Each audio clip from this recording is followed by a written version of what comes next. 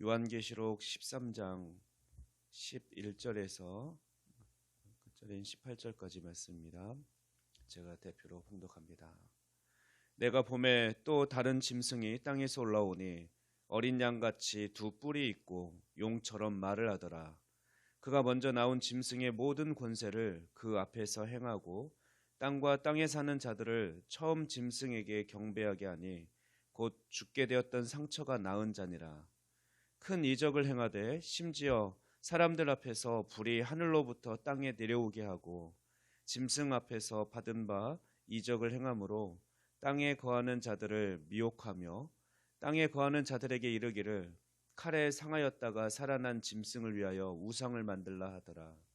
그가 권세를 받아 그 짐승의 우상에게 생기를 주어 그 짐승의 우상으로 말하게 하고 또 짐승의 우상에게 경배하지 아니하는 자는 몇이든지 다 죽이게 하더라.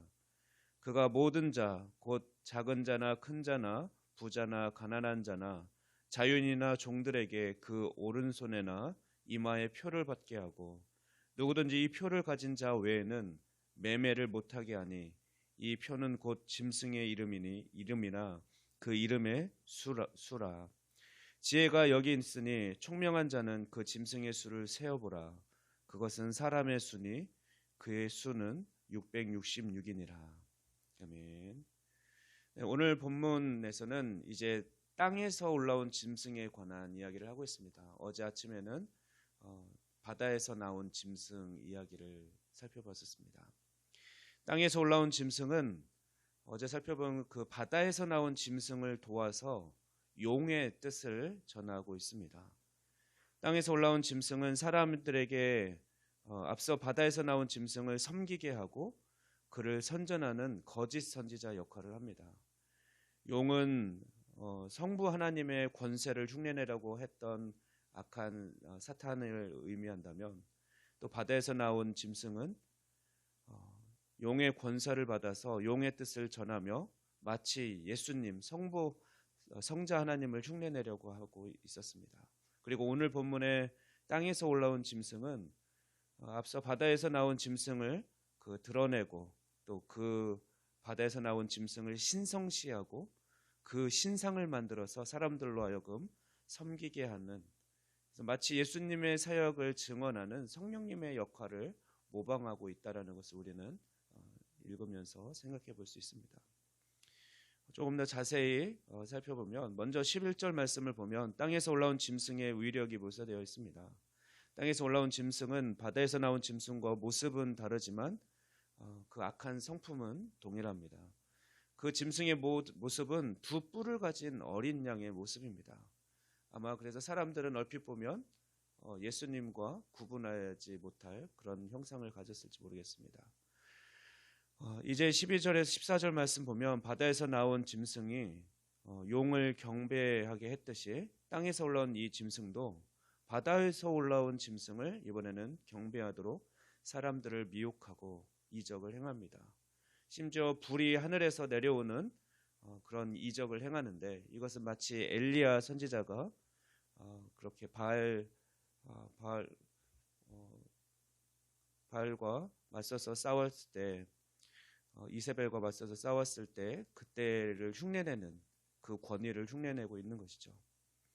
엘리야 때 바알 선지자들의 이적을 행하지는 못했지만 이번에는 자신은 악한 세력을 대표하는 자로서 그 불을 내리는 이적을 행합니다. 그러자 많은 사람들은 그 기적을 보고 그 짐승을, 땅에서 올라온 짐승을 많이 따르게 되죠. 그리고 땅에 많은 사람들이 미혹되어서 그 짐승을 따르자 이제는 바다에서 나왔던 그 짐승의 우상, 신상을 만들게 합니다. 그리고 그것을 경배하게 하죠. 그래서 그 만든 신상을 또 속임수로 아마 복화술 같은 거겠죠. 마치 말을 하는 것처럼 음성이 나게 합니다. 뭐 생기를 불어넣었다 그렇게 하는데 복화술 같은 걸로 우상이 마치 살아있는 존재로 보이게 해서 많은 사람들이 그 우상에게 절하고 섬기게 합니다. 신성시하는 거죠. 그리고 그 우상에게 절하지 않는 사람들은 또 가차없이 그 사람이 수가 몇이 됐든 다 죽여버립니다. 무엇보다도 그 땅에서 올라온 짐승이 더 사람들에게 두려운 것은 그에게는 경제권을 좀 쥐고 있습니다. 경제적인 패권을 쥐고 있어서 그가 강제로 짐승의 표를 가지게, 사람들에게 짐승의 표를 가지게 했는데, 오른손과 이마에 그 짐승의 표를 가지게 했는데, 그 표를 받지 않는 사람은 물건을 사고 파는 행위를 비롯해서 아마 사회생활을 할 수 없는, 그래서 꼭 필요한 표였기 때문에 아마 그 표를 받지 않으면 살아가기가 어려운 그런 불이익을 당했을 것이고 핍박을 당하게 되었을 것입니다. 그러나 이 짐승의 표 역시 짐승이 하나님을 흉내내는 것 중에 하나입니다. 앞서 우리는 7장 2절 말씀에서 하나님께서 그분의 소유된 백성을 표시하기 위해서 성도들의 이마에 인치셨다라는 말씀을 우리는 살펴보았습니다. 짐승은 이것을 흉내내서 사람들의 이마, 또 이마뿐만 아니라 오른손에 그 인을 찍어서 자기 소유의 사람을 구분하기 시작하는 것이죠. 그러나 지혜 있는 사람은 그 짐승의 표를 무조건 받아들여서 나 먹고 살려면 어쩔 수 없지 하면서 그 표를 받는 것이 아니라 그 짐승의 이름이나 짐승의 이름을 암시하는 그 숫자가 무엇인지 또 구분하고 혹시 그것을 받지 않아서 내가 불이익을 당한다 할지라도 경제적으로 매매할 수 없고 사업을 할 수 없고 그렇다 할지라도 그것을 또 거부하고 당연하게 차라리 내가 죽음을 택하더라도 영원한 생명을 택하는 게 낫죠. 내가 영원한 생명을 저버리고 잠시 이 땅에서의 먹고 사는 것, 경제적인 이익을 추구하는 것보다는 그것이 낫다는 것입니다. 짐승의 숫자를 요한은 666으로 밝히고 있고, 지혜가 있는 그런 총명한 자는 그 짐승의 수를 세어보라고 그렇게 도전을 하면서 오늘 본문을 마무리합니다. 사실 처음에 요한이 이 요한계시록을 써서 보낸 그 요한계시록을 처음 읽게 된 그 독자들은 사실 666이 무엇을 의미하는지 사실 수수께끼로 준 것이 아니라 이미 알고 있었을 것입니다. 그러나 오늘날 사람들은 그 666을 해석하려고 여러 가지 생각을 하고 연구를 합니다. 그 중에 대표적인 게 게마트리아라고 일종의 단어, 우리가 철자에 숫자를 부여하고 그 숫자를 가지고 666을 만들어서 이 인물이 바로 666이야 라고 하는, 그것을 해서 해석하고 그 사람을 두려워하라고, 이 사람이 사탄이야 라고 그렇게 이야기를 하죠.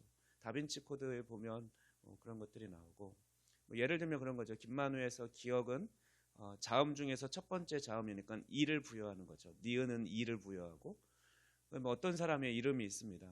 그러면 그 초성 자음과 모음을 가지고 부여된 숫자를 조합해 보는 거죠. 그래서 그렇게 조합했을 때 네로 황제가 666이다 그렇게 얘기를 하고, 그 이후에 이제 오늘날이죠. 먼 훗날에는 또 다른 그 666을 가진 그런 어떤 정치인이나 아니면 영향력을 미치는 어떤 인물이 있을 것이다. 그래서 어떤 사람은 여전히 그것을 열심히 연구하는 사람이 있습니다. 그리고 또 한 학자들은 그것이 아니라 어떤 인물을 가리키는 것이 아니라 짐승을 가리키는 수로 또 보아서 그 짐승에 해당하는 히브리어 낱말을 가져다가 그걸 수의 가치를 따졌더니 666이다. 따라서 666은 짐승을 가리킨다라고 말하기도 합니다. 그러나 우리는 오늘 본문을 이런 식으로 이해하기보다는 본문에서 666을 사람의 수라고 설명하고 있기 때문에 666이 짐승이 아니라 또 사람을 가리키는 데서 찾아야 합니다. 우리가 요한계시록을 지금 살펴보면서 요한계시록에는 상징적인 어떤, 이게 묵시문학이기 때문에 어떤 그림으로 또는 어떤 상징적으로 예표하는 것들이 있습니다. 숫자에도 그렇죠. 그래서 우리 교회가 존속되는 기간, 또 환난을 당하는 기간을 세대 반, 즉 3년 반, 420개월, 1260일로 표현하고 있고, 또 하나님의 백성이 능히 셀 수 없는 큰 물이라는 그 표현으로 또 이스라엘 지파와 백성을 의미하는 12 곱하기 12에 또 완전한 숫자 10을 세제곱한 삼위일체 하나님 세제곱한 1000을 곱해서 14만 4천이라는 숫자로 표현하기도 하고, 이렇게 상징적인 숫자를 사용해서 우리가 이 사람의 수를 생각한다면 사실 666은 짐승이 아니라 사람에 불과하다라는 것을 알리려고 하는 요한의 의도라는 것입니다. 사람을 가리키는 숫자 666은 앞서 제가 그 용과 바다에서 올라온 짐승, 땅에서 올라온 짐승이 각각 성부와 성자와 성령을 흉내내고 마치 그 역할처럼 역할이 나누어져 있어서 그런 악한 역할들을 한다고 그랬습니다. 성부, 성자, 성령님은 완전하신 하나님, 삼위일체 하나님입니다. 그래서 완전한 숫자 7을 부여해서 777로 하나님을 표현한다면, 이 짐승은 하나님을 모방하고 흉내내긴 하지만 부족한 거죠. 하나님에 비해서 부족합니다. 그래서 그 용과 바다에서 올라온 짐승과 땅에서 올라온 짐승을 각각 불완전한 숫자 6과 6으로 세 6으로 표현해서 666으로 그렇게 요한은 아마 그렇게 명명했을 것입니다. 그래서 가장 불완전하고 또 치명적인 흠이 있는 존재요, 제한적인 존재임을 그 사탄의 그 속성을 그렇게 666으로 표현한 것입니다. 특별히 우리가 기억할 것은 여기서 어떤 사람이 제가 앞서 말씀드린 대로 그 666이라는 그 숫자, 그거에 초점을 두고 막 해석하려고 하지만 요한은 독자들에게 666이라는 수의 의미를 풀어보라고 하지 않았다라는 것입니다. 단지 짐승 수를 세어보라고 도전했을 뿐입니다. 그리고 이것은 사람의 수다라고 했는데, 그렇기 때문에 오히려 이 말세, 우리가 또 말세에 특별히 또 끝을 살아가고 있는데, 말세지마를 살아가는 우리는 하나님을 믿는 그 신앙을 지키는 것에 있어서 방해가 되는 바로 이 짐승과 같은 세력들은 무엇이고 악한 영은 무엇이고 우리가 어떻게 그것을 극복하고 대적하며 살아가야 될지에 초점을 두어야 할 것입니다. 그 당시는 아마 로마 황제가 그런 사람의 666을 나타내는 사람의 수였을 것입니다. 많은 학자가 그렇게 해석하기도 합니다. 왜냐하면 그 로마 황제는 하나님 자신을 신성시하면서 또 뭐 네로 황제, 로마 많은 황제 중에 뭐 계속해서 대를 이었지만 대표적으로 네로 황제가 그렇죠.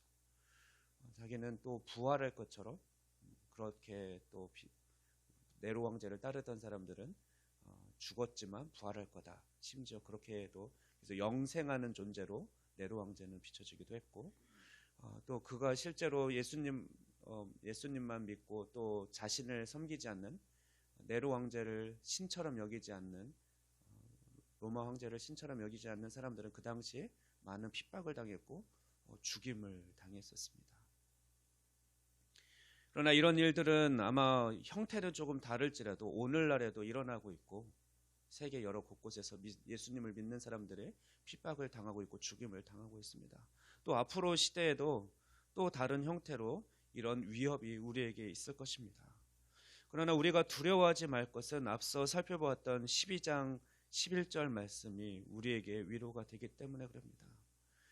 그 사내아이, 여자가 낳은 사내아이가 하늘에 올라갔을 때 큰 음성이 들렸고 이렇게 얘기하죠.